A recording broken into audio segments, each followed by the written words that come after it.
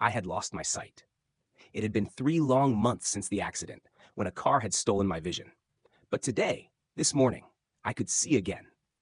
The world came back to me like a sudden burst of sunlight after endless darkness. Overcome with joy, I rushed to share this miraculous news with my parents. They had been my rock, moving us from the city to care for me, to keep me safe. But just before I could open my mouth to tell them the good news, I saw something strange. A crumpled tissue lay under my bed. It shouldn't have been there. I couldn't stand disorder, so I immediately reached for it, smoothing it out in my hands. But when I saw the words written on it, my heart skipped a beat. Don't tell them you can see. The handwriting was messy, hurried, as if someone had been desperate to leave that message. Who could it be? My parents were the only ones who came in here, except for Noah, my husband. But neither of them would leave such a cryptic note. As my thoughts raced, a knock echoed through the room, followed by my mom's voice. Ella, I made you some soup. I quickly tossed the tissue into the trash and opened the door. A woman stood there with a bowl, smiling at me. Her bright red lips stretched into an unnervingly wide grin. There was something off about her. Something wrong. She wasn't my mom. I stumbled back, my heart pounding in my chest. My mother was kind, warm, nothing like this woman. But her voice, it was exactly the same. I tried to gather my thoughts. Who are you? I almost asked, but the words caught in my throat. The woman moved closer, concern in her voice. Ella, what's wrong? Not feeling well? I felt a chill run through me. Just leave the soup here, Mom. I'll eat it later. My words were rushed, my voice unsteady. She didn't protest, but her eyes lingered, as if she were searching for something in my face. Why don't you let me feed you, Ella? No, I replied quickly. I'm a little tired. I just want to nap. The woman didn't push further, placing the bowl on the nightstand before walking out. As soon as the door clicked shut behind her, I let out a breath I didn't realize I'd been holding. My skin felt clammy, cold sweat clinging to my back. Where was my mother? Who was this woman pretending to be her? I couldn't shake the feeling of dread that twisted in my stomach. I had to find my mother. I opened the door and stepped out, walking cautiously down the hall. For the first time in months, I truly noticed my surroundings. The house's spacious two-story villa felt unfamiliar, alien. From the second floor, I saw a man sitting in the living room, reading the newspaper. His back was to me, but I knew instantly, this must be my father. I called out to him quietly. Dad? The man turned. My blood ran cold. His face, it wasn't my father's, a stranger. I blinked, trying to process what I was seeing, but all I could feel was the overwhelming flood of fear. And then, from his lips came my father's voice. Ella, what's wrong? I managed to smile through the terror clawing at my insides. Nothing, Dad. The woman appeared again, her eerie smile widening as she approached. Ella, weren't you going to take a nap? I forced a smile, my hands trembling. I changed my mind. Maybe I don't need one. She smiled, nodding. Then let me help you with the soup. My stomach churned as she fed me. I couldn't taste it, not really. I was too afraid, too terrified to even wonder what might be in it. You're sweating, Ella. Are you feeling okay? Her voice was laced with concern, but there was something unsettling about her gaze. Her eyes were too wide, the whites almost swallowing the irises. She stared at me, unblinking. I'm just worried. I don't know when my eyes will fully recover, I said, trying to sound frustrated, like a normal person who had just come out of the dark. Her smile didn't fade. Don't worry, Ella. You'll be fine. She gently stroked my head, her fingers cold, almost too cold. Once she left, I locked the door behind me, my heart racing. I collapsed onto the bed, fear flooding my chest. Half a month ago, Noah had visited me. He had been with my parents, talking to them, spending the night. Everything had felt normal back then. But now, nothing was right. I reached for my phone, which had been set to voice mode since the accident. I needed Noah. I needed him to help me make sense of all this. He answered immediately. Ella, I just got off the plane. I can come see you now. I was shaking as I spoke. Noah, this might sound crazy, but listen to me. Everything I'm about to tell you is the truth. There was silence on the other end of the line for a moment before he replied. I believe you, Ella. Whatever it is, I believe you. I'm coming over now, he said, his voice filled with urgency. I hung up, feeling a slight sense of relief. Noah would be here soon. I didn't know how much longer I could take this. Then came another knock. This time it was my dad's voice again, but I knew better. It wasn't him. Ella, it's time for your meds, the man called, his voice too forced, too fake. My heartbeat quickened. The door handle began to turn. Don't open it. Don't open it, I whispered to myself. But my hands were shaking. The man's voice grew insistent. Your eyes won't heal if you don't take your meds, Ella. I held my breath, listening. The door handle turned, and then I heard his footsteps retreating down the stairs. My chest heaved with relief, but something was wrong. The air felt thick with tension. It felt like I was being watched. I crept to the door, pressing my ear against it. Silence. But the feeling of being hunted wouldn't go away. I crouched down, trying to peek through the small crack at the bottom of the door. And there they were, eyes. Two eyes staring back at me, their whites almost consuming the irises. My heart stopped. I froze, pretending not to see, desperately trying to act calm. The eyes disappeared. I collapsed to the floor, gasping for air. What did these people want from me? Where had my parents gone? What was happening? I was helpless, trapped in this nightmare, waiting for Noah to arrive. An hour felt like an eternity. Finally, the phone rang. Noah's voice, full of worry, crackled through. Ella, where are you? What's going on? I'm at the villa. Are you sure you're at the right place? Fear gripped me once again. What had gone wrong? What was happening to my world? I'm at the villa, but I don't see you or your parents. It's so dusty here, like no one has lived here for a long time. Noah's voice crackled through the phone, confusion lacing his words. I felt my stomach twist. I hadn't even realized what I was hearing at first. Then, Noah sent me a photo, and everything snapped into sharp focus. It was the villa. There was no mistaking it, but something was horribly wrong. The place looked abandoned. A thick layer of dust covered the sofa, and the corners of the room were tangled with cobwebs. This wasn't the villa I was in now, not by a long shot. But the layout, it was identical. A chill crawled down my spine as I stared at the photo, the horrible realization creeping over me like a slow tide. Something was deeply wrong. I wasn't just in the wrong place. I was trapped in a nightmare, unable to wake up, unable to escape. The more I tried, the deeper I seemed to fall into the abyss. I knew I had to get out. But how? I grabbed my phone, trembling, and typed a quick message to Noah. I described my exact location, desperately asking him to find another way into the villa. I had to be careful. I couldn't risk them hearing anything I said. Every sound in the house felt like it was magnified, like the walls were closing in. Noah replied quickly, I'll try. Don't leave your room until I get there. I clutched the phone in my hand, my heart pounding. Time seemed to stretch, each second dragging on like hours. I heard the man's footsteps descending the stairs, slow, deliberate, but they didn't mean he was leaving. He could come back any second. I needed to think fast. I backed away from the door, trying to steady my breath, trying to gather my thoughts. But the silence of the house was suffocating. I had no idea where those people were or what they might do if they discovered I could see again. The thought made my skin crawl. Suddenly, I heard footsteps climbing the stairs. My stomach dropped. The door was locked, but that didn't make me feel safe, not at all. A soft knock echoed from the other side. Ella, I brought more soup. That woman, the one pretending to be my mother. My heart raced, a cold sweat breaking out across my back. I'm not hungry, Mom, I replied, trying to hide the tremor in my voice. But the woman didn't give up. But you need to eat, dear. Open the door. Tears welled up in my eyes, but I fought them back. What did they want from me? Why were they doing this? They were controlling me, trying to keep me locked in this place, and I couldn't understand why. I'm tired. I'm just going to sleep a little longer, I said, forcing a yawn. My voice felt thick with fear, but I pushed through. There was silence for a moment. Then I heard the woman's footsteps retreating down the hall. I let out a breath, not realizing I'd been holding it in. My head pounded, my nerves raw. That's when I noticed something out of place. The glass of water on the nightstand. It hadn't been there before. My blood ran cold as the realization hit me. They were trying to drug me. A shiver ran down my spine. I wanted to run, to get out, but I couldn't be rash. I had to think. I took a few deep breaths, trying to calm my racing heart. I had to be smart. I had to stay focused until Noah arrived.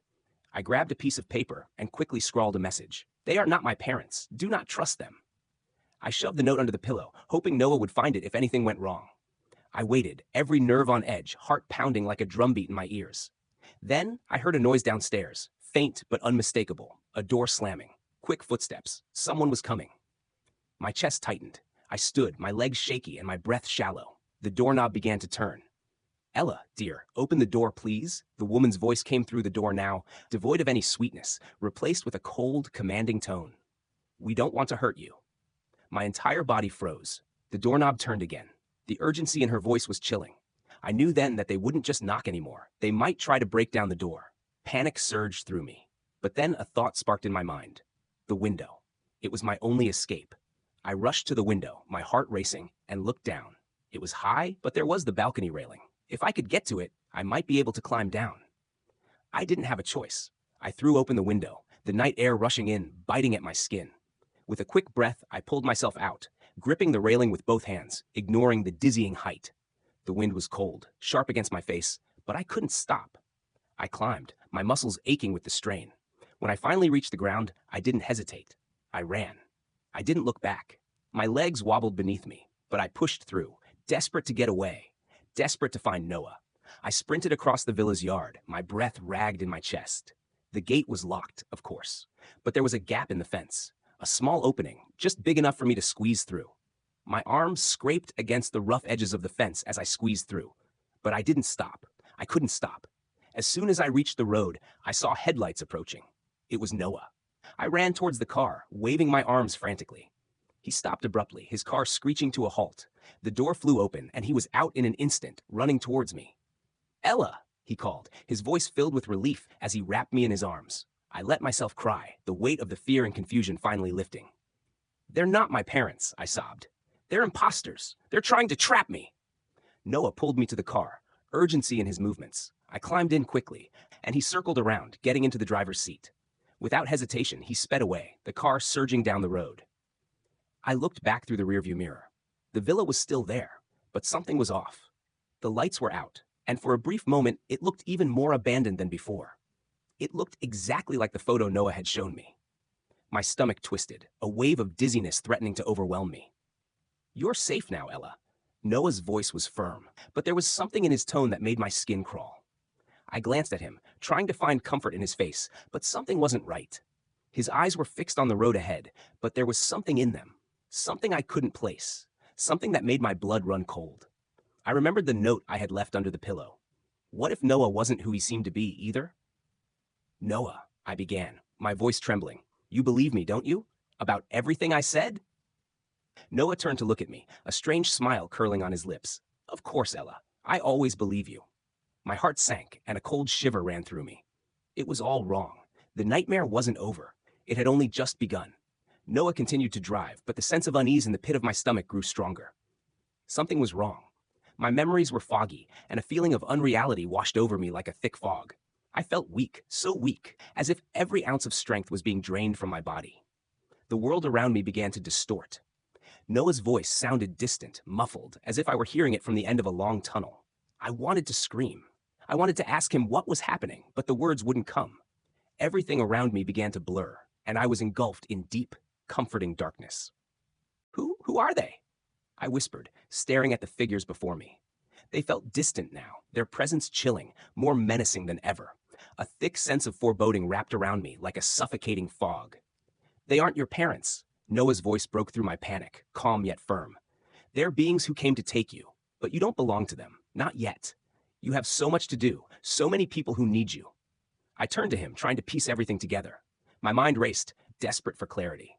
Suddenly, it all started to align. The house, the imposters, the constant looming danger. I wasn't just caught in some twisted illusion. I was trapped in a battle between life and death. These beings were trying to claim me, and Noah was here to protect me, to make sure I didn't give up. But how? How had he gotten here? I opened my mouth to ask, but Noah simply smiled, stepping closer, wrapping me in an embrace that felt strangely reassuring, like a promise. "Trust me, Ella," he murmured. "It's time to wake up." The light around us flared, blinding, overwhelming. Then, in the blink of an eye, everything vanished, as if the world itself had folded into nothingness. When my eyes fluttered open again, I gasped for air, my lungs aching as if I were breathing for the first time in years. I blinked rapidly, adjusting to the bright light streaming through the room. The soft beeping of machines filled my ears, and low voices murmured nearby. Turning my head slowly, I caught sight of familiar faces, my mother, my father, and Noah. But they seemed different. My mother's eyes glistened with tears, her hands shaking as she held my father's, who seemed to be holding her up, as though in disbelief. "Ella," my mother whispered, her voice breaking as the tears poured freely. "She's awake. It's a miracle." My father's voice followed, thick with emotion. "It's a miracle." I heard the disbelief, the awe, and beside them stood Noah, but not the way I had last seen him. No, now he was the man I had always trusted, my husband, the love of my life. His eyes, red and filled with tears, met mine, and his smile, oh, that smile was full of such love, it nearly shattered my heart. It was in that moment, amid the overwhelming rush of emotions, that everything clicked. I had been in a coma all this time. The car accident had left me on the brink of life and death, and what I had experienced wasn't just a nightmare or delirium. No, it was a near-death experience, a battle for my soul. The beings who had looked like my parents were forces trying to claim me, but Noah, or at least his essence, had saved me. He had been my protector, my guardian angel, fighting for me to come back to this world. Through her tears, my mother explained how the doctors had already given up on me. They had prepared to disconnect the life support, but somehow, in that exact moment, I had come back. They called it a miracle, and deep in my heart, I knew they were right. From that point forward, nothing was the same. I began to believe in something greater than myself, something divine, something that had watched over me. I started seeking answers through faith, through spirituality. I had been given a second chance, something I couldn't take for granted. The experience, vivid and profound, had been a sign, a gift. Every day since, I've woken up with a profound sense of gratitude. I've been given a life that I can't waste, and every small moment feels like a precious gift. Waking up from that coma, seeing my family by my side, especially Noah, felt like being reborn. I'll never forget the light, nor the gentle whispers of Noah telling me it wasn't my time yet. After I woke up, my life changed completely. I became someone who cherished life in a way I never had before. What I had gone through wasn't just some fever dream. No, it was a spiritual journey, one that connected me to something far beyond human understanding.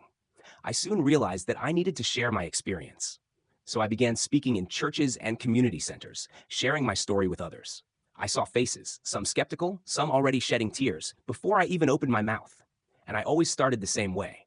I went to a place where light and darkness coexisted. I stood between life and death, and somehow, someone was there to bring me back. I spoke about the beings who had looked like my parents, but weren't. I told them about the fear, the confusion. And I spoke of Noah, of the part of him that had saved me, that had been my guardian angel. Every time I reached that part of the story, a weight pressed down on my chest. I couldn't fully explain what Noah had been in that moment, but I knew this. Without him, I wouldn't be here.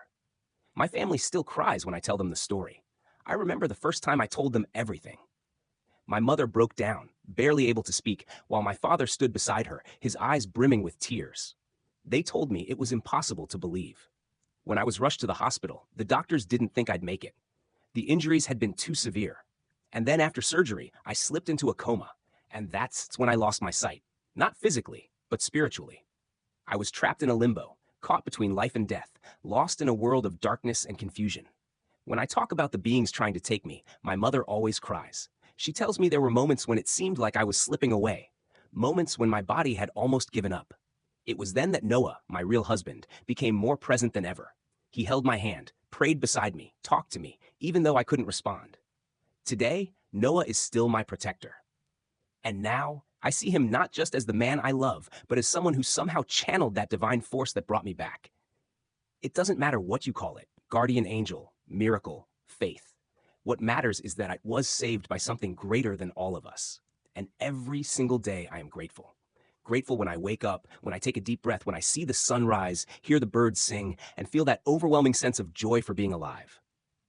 At my last talk, a young woman came to me afterward. She was crying, telling me she had lost all hope. She had no reason to keep going.